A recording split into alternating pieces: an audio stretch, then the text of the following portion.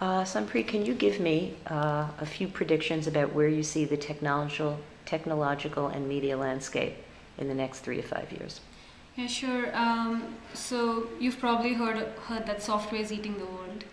So that's where I think it's going. I think technology is going to rule in every sector.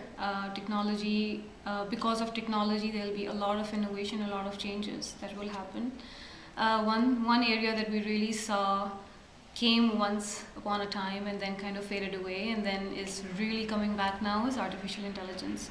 And I think that a lot of jobs that are repetitive would actually be taken over by artificial intelligence systems.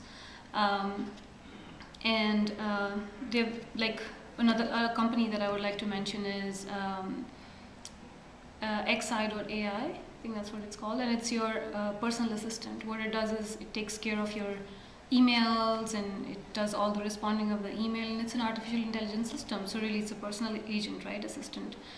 So similarly, we will see a lot of systems, and in mobile ROI we also use artificial intelligence, and there's a lot of pieces to it where, for example, the CMO can set up rules of engagements, and this artificial intelligence system would actually interacts with the customer at the right time at the right place, and so on and so forth. So there are a lot of artificial intelligence pieces that mobile ROI is also using at the moment, and we're continuing to grow in that area.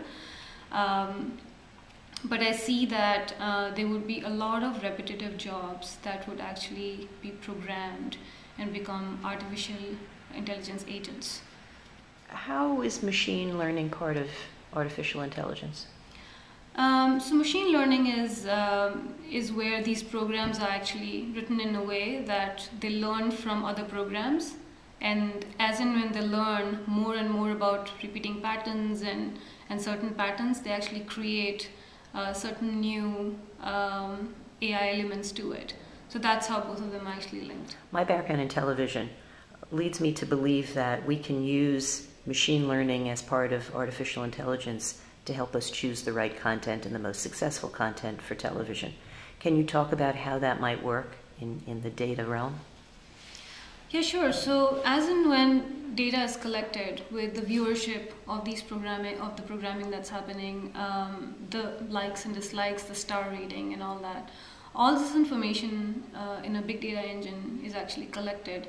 And once collected, it can be mined in a way where we can actually see the trends of what are the trends for such a programming. Are they upwards or are they downwards? And if you think of media consumption these days, it's not just that TV, the programming that we used to watch. It's YouTube.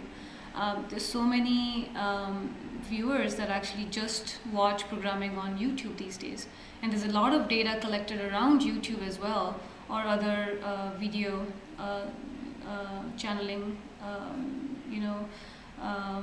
software as well, where all this data of what's happening in the digital world and the media world is all collected, and these big data engines can actually mine that data and bring out the trends going up or down with a certain type of programming.